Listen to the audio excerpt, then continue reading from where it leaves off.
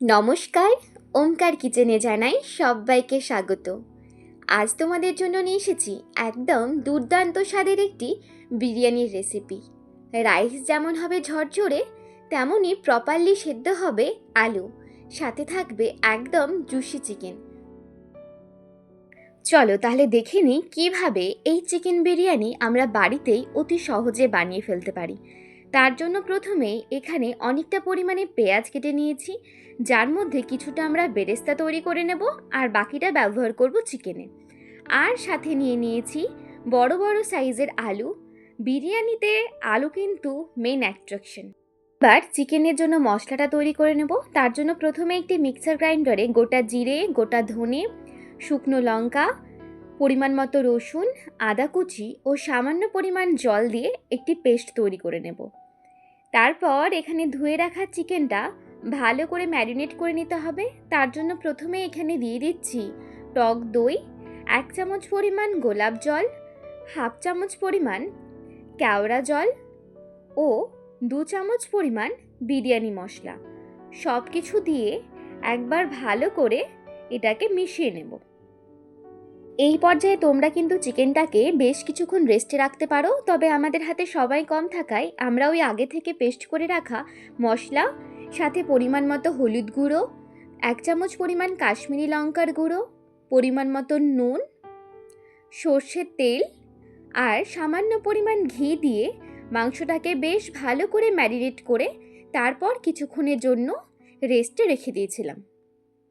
পর কড়াইয়ে বেশ কিছুটা পরিমাণে সর্ষের তেল ভালো করে গরম করে নিয়ে প্রথমেই পেঁয়াজের বেরেস্তাগুলো ভেজে নেব। আচ্ছা, মনে রাখবে পেঁয়াজের বেরেস্তা ভাজার সময় কিন্তু গ্যাসের ফ্লেম হাই থাকবে। গ্যাসের ফ্লেম যদি লো করে ভাজো তবে কিন্তু পেঁয়াজগুলো নরম হয়ে যাবে, জল ছেড়ে যাবে, বেরেস্তার যে মুচমুচে ভাব সেটা কিন্তু থাকবে না। দেখো আমাদের পেঁয়াজের বেরেস্তা কিন্তু ভাজা হয়ে গেছে। একে একে সবগুলো নামিয়ে নিলাম। তারপর আলুতে ভালো করে নুন হলুদ মাখিয়ে নিয়ে আলুগুলোকে ওই তেলে খুব ভালো করে লাল লাল করে ভেজে নামিয়ে নেব। আলু ভাজা হয়ে গেলে ওই তেলে সামান্য কয়েকটা গরম মশলা ও তেজপাতা দিয়ে বাকি যে পেঁয়াজগুলো ছিল সেগুলোও দিয়ে হালকা করে বেশ কিছুক্ষণ ভেজে নেব। এই পেঁয়াজটা কিন্তু খুব বেশি ভাজার দরকার নেই, হালকা একটু বাদামি হলেই তাতে আগে থেকে ম্যারিনেট করে রাখা চিকেনগুলো দিয়ে ভালো করে চিকেনটাকে আমাদের কষিয়ে নিতে হবে।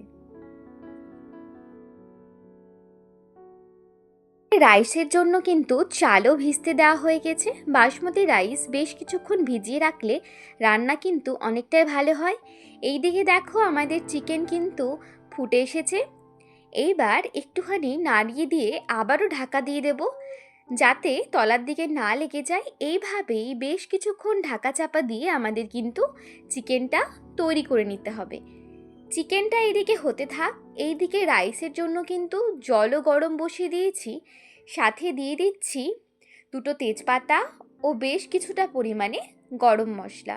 গরম মশলা এখানে ব্যবহার করেছি গোলমরিচ, লবঙ্গ, এলাচ, একটা স্টার অ্যানিশ আর দিয়ে দিয়েছি পরিমাণ মতো নুন। এইদিকে দেখো আমাদের চিকেন থেকে কিন্তু অলরেডি তেল বেরিয়ে গেছে। আবারও খুব ভালো করে একবার সব কিছু মিশিয়ে নেব। এই বিরিয়ানিতে কিন্তু এই চিকেনটা যতটা সুন্দর হবে, বিরিয়ানি কিন্তু খেতেও ততটাই সুন্দর হবে। এইবার ওপর থেকে এখানে দিয়ে দিচ্ছি সামান্য পরিমাণ গরম মশলা আর সামান্য পরিমাণে মিট মশলা। সাথে দিয়ে দিচ্ছি সামান্য পরিমাণে চিনি। তবে তোমরা যদি মিষ্টি পছন্দ না করো তবে কিন্তু চিনিটা স্কিপ করতে পারো। তবে যেহেতু টক দই দেওয়া আছে, একটুখানি চিনি দিলে স্বাদটা কিন্তু অনেকটা ব্যালেন্স হয়ে যাবে।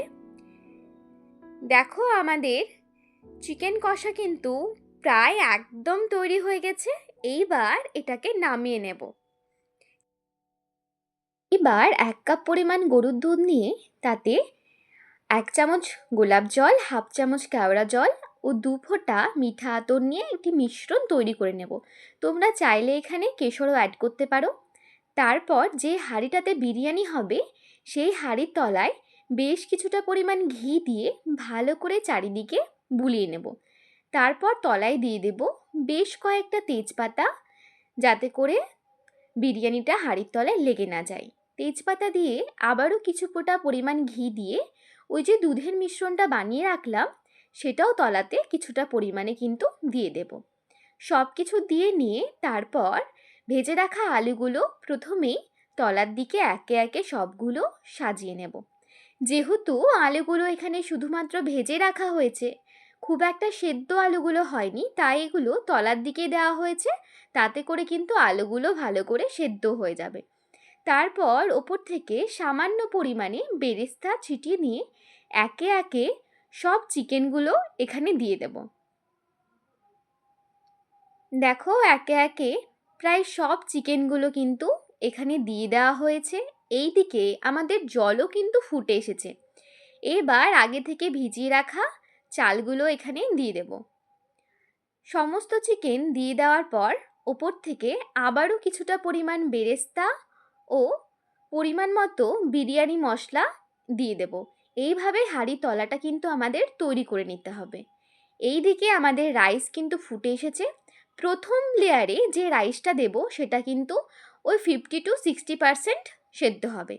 প্রথমে রাইস দিয়ে নিয়ে তাতে আবারও বেরেস্তা, সামান্য পরিমাণে বিরিয়ানি মশলা, এখানে সানরাইজের বিরিয়ানি মশলা ব্যবহার করেছি, তোমরা যে কোনো বিরিয়ানি মশলা ব্যবহার করতে পারো। তার সাথে দুধের মিশ্রণ, কিছুটা পরিমাণ ঘি ও সামান্য পরিমাণ চিকেনের গ্রেভি নিয়ে একটি লেয়ার তৈরি করে নেব। আর এইভাবেই কিন্তু পরবর্তী লেয়ারটাও আমরা তৈরি করে নিয়েছি। পরবর্তী লেয়ার তৈরি করে ওপর থেকে বেশ খানিকটা পরিমাণ বেরেস্তা ছড়িয়ে নিয়ে ওপর থেকে ঘি ছড়িয়ে তারপর ওপরে ডিম ও কয়েকটা কাঁচা লঙ্কা দিয়ে এইভাবে ময়দার মণ্ড মেখে খুব ভালো করে বিরিয়ানির মুখটা কিন্তু আমাদেরকে সিল করে দিতে হবে। তারপর দেখো একটি চাটু গরম করে তার ওপরে বিরিয়ানির হাঁড়ি রেখে উপরে একটা শক্ত কিছু দিয়ে চাপা দিয়ে দেবে। তারপর ৪৫ মিনিট এটিকে হতে দিলেই তৈরি হয়ে যাবে আমাদের একদম গরম গরম চিকেন বিরিয়ানি। দেখো আমাদের বিরিয়ানি কিন্তু একদম রেডি। রেসিপিটি কেমন লাগলো অবশ্যই আমাকে একটি কমেন্ট করে জানিও। আর ভিডিওটি যদি ভালো লেগে থাকে তাহলে একটি লাইক এবং শেয়ার করে দিয়ে চ্যানেলটিকে সাবস্ক্রাইব করে পাশে থেকো। ধন্যবাদ। সকলে ভালো থেকো, সুস্থ থেকো।